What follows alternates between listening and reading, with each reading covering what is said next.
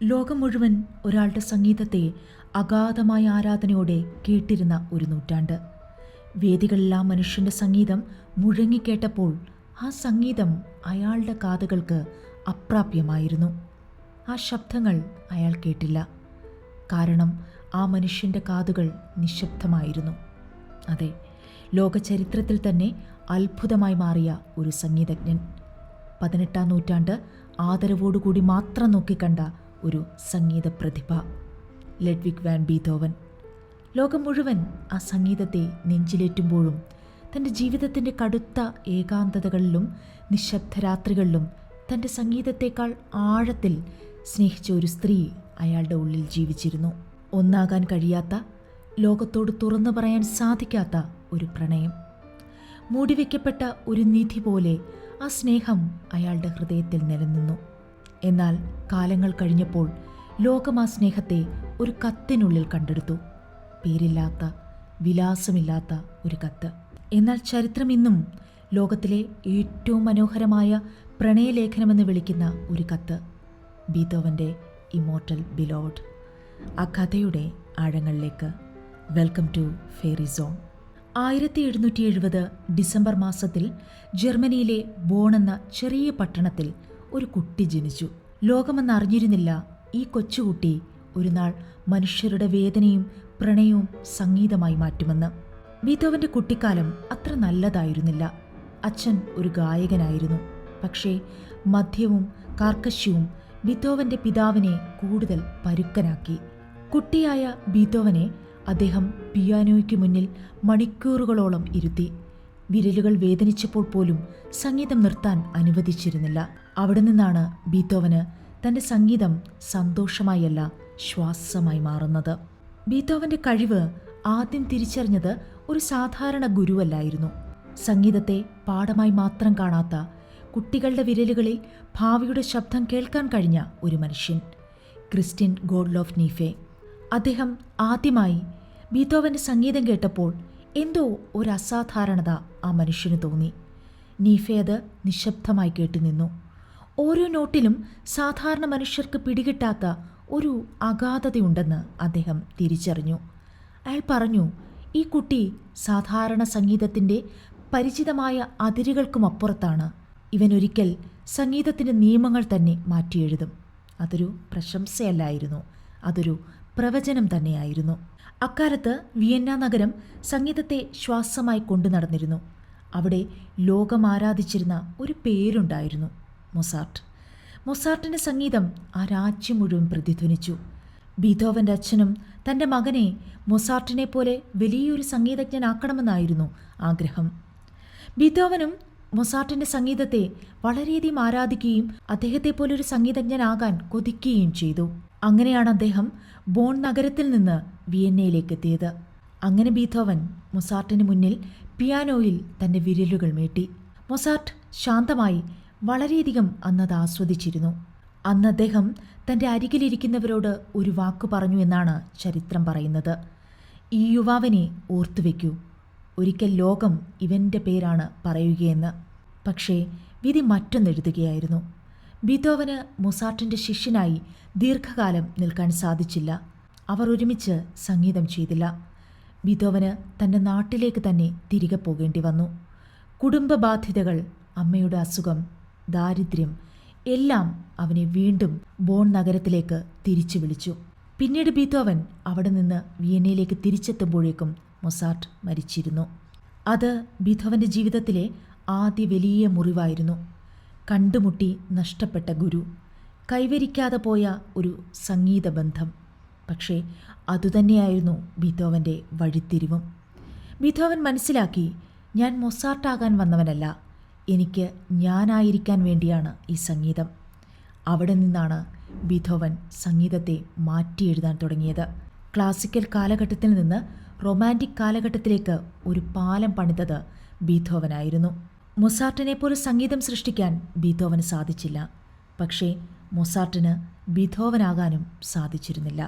ബീഥോവന്റെ സംഗീതം വെറും രാഗങ്ങളായിരുന്നില്ല, അത് അയാളുടെ ജീവിതം തന്നെയായിരുന്നു. വേദനയെ അയാൾ സംഗീതമാക്കി, കോപത്തെ താളമാക്കി, പ്രതീക്ഷയെ ശാശ്വതമായ ശബ്ദമാക്കി. അങ്ങനെ ബീഥോവനിലൂടെ അനേകം സംഗീതങ്ങൾ പിറവികൊണ്ടു. ബീഥോവന്റെ 5th സിംഫണി. ഒരു ദിവസം സംഗീതം ഇങ്ങനെ ആരംഭിച്ചു. വാതിലിൽ മുട്ടുന്ന വിധിയുടെ ശബ്ദമെന്നാണ് ബീഥോവൻ തന്നെ അതിനെ പറഞ്ഞത്. അതാണ് ലോകം ഇന്നും വിറയലോടെ കേൾക്കുന്ന 5th സിംഫണി. അടുത്തത് മൂൺലൈറ്റ് സൊനാറ്റ. ഒരാളോട് പറയാനാകാതെ പോയ സ്നേഹമായിരുന്നു അത്. ഒരു രാത്രിയിൽ ചന്ദ്രൻ മാത്രം സാക്ഷിയായി. ശക്തിയായി പിയാനോയുടെ കീകളിൽ അവൻ വിരലുകൾ വെച്ചു. അത് ആനന്ദത്തിന് സംഗീതമല്ല, അത് വിടവാങ്ങലിൻ്റെ സംഗീതമായിരുന്നു. മൂൺലൈറ്റ് സൊനാറ്റ പ്രണയം കിട്ടാതെ പോയപ്പോൾ ഹൃദയം എങ്ങനെയാണ് നിശബ്ദമായി കരയുന്നത് എന്നതിൻ്റെ സംഗീതമാണ്. 9th symphony. അപ്പോഴേക്കും ബീഥോവന്റെ കേൾവി പൂർണ്ണമായും നഷ്ടപ്പെട്ടിരുന്നു. ലോകം കേൾക്കാൻ കൊതിച്ച ഒരു സംഗീതം, പക്ഷേ അത് കേൾക്കാൻ കാതുകളില്ലാതായിപ്പോയ ഒരു സംഗീതജ്ഞൻ. ജീവിതം എല്ലാവരോടും നീതി പുലർത്തുന്നില്ല എന്ന് തോന്നിപ്പോകുന്ന നിമിഷങ്ങളുണ്ട്. ഒരു സംഗീതജ്ഞന് തൻ്റെ കേൾവിയെ അവനിൽ നിന്ന് അടർത്തിയെടുക്കുമ്പോൾ ആ മനുഷ്യൻ അനുഭവിച്ച വേദന, അതിനേക്കാൾ ക്രൂരമായ ഒരു ശിക്ഷ മറ്റെന്തുണ്ട്? തൻ്റെ ശബ്ദതരംഗങ്ങൾ ബീഥോവന് നഷ്ടമാകാൻ തുടങ്ങിയത് 20കളുടെ അവസാനത്തോടുകൂടിയാണ്. ആദ്യം ചെറിയൊരു ചുഴലിക്കാറ്റ് പോലെ, പിന്നീട് ചെവിക്കുള്ളിൽ ശബ്ദം മുഴങ്ങുന്നതുപോലെ. തുടക്കത്തിൽ ബീഥോവൻ അത് അവഗണിച്ചു. വർഷങ്ങൾ കടന്നുപോയപ്പോൾ സംഗീതം മറ്റുള്ളവർക്ക് ഉച്ചത്തിൽ മുഴങ്ങുമ്പോൾ അയാളിൽ അത് ദൂരെയായി. സംസാര ശബ്ദങ്ങൾ, ചിരികൾ, ജനക്കൂട്ടങ്ങൾ എല്ലാം അയാളിൽ നിന്ന് പതുക്കെ വിടവാങ്ങി. 40കളിലേക്ക് എത്തുമ്പോൾ ബീഥോവന് ഏകദേശം പൂർണ്ണമായും തൻ്റെ കേൾവിശക്തി നഷ്ടപ്പെട്ടിരുന്നു. അദ്ദേഹത്തിന് തൻ്റെ സ്വന്തം സംഗീതം പോലും കേൾക്കാനാകാത്ത ഒരു ജീവിതം. പിയാനോയിൽ വിരലുകൾ ചലിപ്പിക്കുമ്പോൾ ബീഥോവൻ കേട്ടത് ശബ്ദമല്ല, ഹൃദയത്തിൻ്റെ കമ്പനമായിരുന്നു. ലോകം ബീഥോവൻ്റെ സംഗീതം കേട്ടു, പക്ഷേ ബീഥോവൻ അത് കേട്ടത് തൻ്റെ ഹൃദയത്തിലൂടെയാണ്. ബീഥോവന് ഒരുപാട് പ്രണയബന്ധങ്ങൾ ഉണ്ടാകുന്നുണ്ട്, പക്ഷേ അതെല്ലാം തന്നെ നഷ്ടപ്രണയങ്ങളായി തീരുന്നുമുണ്ട്. അതിന് കാരണം ബീഥോവൻ്റെ പ്രണയങ്ങൾ പലതും നോബിൾ പീപ്പിളുമായിട്ടായിരുന്നു. റോയൽ ഫാമിലിയിലൊന്നുമുള്ള ആളായിരുന്നില്ല ബീഥോവൻ. അതുകൊണ്ട് തന്നെ ഫൈനലി അവരെല്ലാം അദ്ദേഹത്തെ റിജക്റ്റ് ചെയ്യുമായിരുന്നു. അത് വല്ലാത്തൊരു മുറിവ് ബീഥോവനിൽ സൃഷ്ടിക്കുകയും അത് കൂടുതൽ കൂടുതൽ സംഗീതത്തിലേക്ക് അടുക്കാൻ അദ്ദേഹത്തെ പ്രേരിപ്പിക്കുകയും ചെയ്തു. ഒരുപാട് പ്രണയങ്ങൾ ജീവിതത്തിലൂടെ കടന്നുപോയി. ചിലത് കാലഘട്ടത്തിൻ്റെ ചൂടിൽ കത്തിയവ, ചിലത് സമൂഹത്തിൻ്റെ നിയമങ്ങളിൽ തകർന്നവ, ചിലത് ഒരുമിച്ച് നടക്കാൻ അനുവാദമില്ലാതെ വഴിമാറിയവ. എന്നാൽ ഒരു പ്രണയം മാത്രം ബീഥോവൻ നെഞ്ചോട് ചേർത്ത് വെച്ചു. ലോകത്തോട് പറയാൻ സാധിക്കാത്തത്, പേരിടാൻ കഴിയാത്തത്, വിലാസമില്ലാത്തത്. 1827 ബീഥോവൻ്റെ മരണശേഷം അദ്ദേഹത്തിൻ്റെ സ്വകാര്യ മുറിയിൽ നിന്ന് ആ ഒരു കത്ത് കണ്ടെടുക്കുമ്പോൾ ചരിത്രം അതിനെ വെറുമൊരു പ്രണയലേഖനമായി കണ്ടില്ല.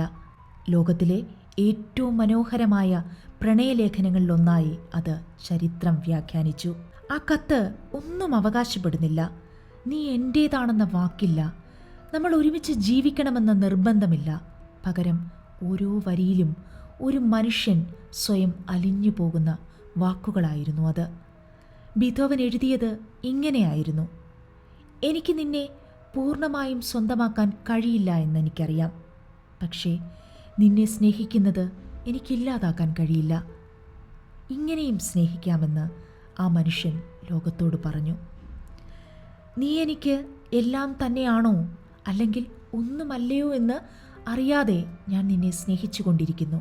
ലോകം ആരാധിച്ചിരുന്ന, സ്വന്തം സംഗീതം കേൾക്കാൻ കാതുകളില്ലാതിരുന്ന, സ്വല്പം പരുക്കനും ദേഷ്യക്കാരനുമായിരുന്ന ഒരു സംഗീതജ്ഞൻ്റെ പ്രണയം, അതൊരു അൺകണ്ടീഷണൽ ലവ് ആയിരുന്നു. അനന്തമായി, അനശ്വരമായി ഹൃദയത്തിൽ നിലകൊണ്ട ബീഥോവൻ്റെ പ്രണയമായിരുന്നു അത്.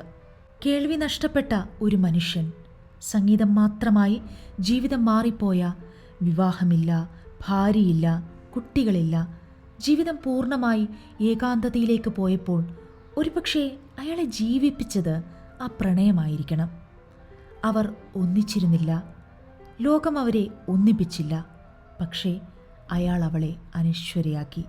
പേരില്ലാതെ, മേൽവിലാസമില്ലാതെ, അതുകൊണ്ടാണ് ഈ കത്ത് ഒരു സ്ത്രീക്ക് മാത്രമല്ല, ഒന്നാകാൻ കഴിയാതെ പോയ എല്ലാ പ്രണയങ്ങൾക്കും വേണ്ടി എഴുതപ്പെട്ടത് എന്നതുപോലെ തോന്നുന്നത്. ചില പ്രണയങ്ങൾ ഒന്നാകാൻ വേണ്ടി മാത്രമല്ല, ഹൃദയത്തിൽ ജീവിതം മുഴുവൻ വഹിക്കാൻ വേണ്ടി കൂടിയാണ്. ബീത്തോവനും അദ്ദേഹത്തിൻ്റെ സംഗീതവും അനശ്വര പ്രണയവും ലോകമുള്ളിടത്തോളം കാലം നിലനിൽക്കുക തന്നെ ചെയ്യും. ഇന്നത്തെ എപ്പിസോഡ് നിങ്ങൾക്കിഷ്ടമായി എന്ന് പ്രതീക്ഷിക്കുന്നു. ഇഷ്ടപ്പെട്ടുവെങ്കിൽ ലൈക്ക് ചെയ്യുക, സബ്സ്ക്രൈബ് ചെയ്യുക. മറ്റൊരു എപ്പിസോഡിൽ വീണ്ടും കാണാം. ബൈ.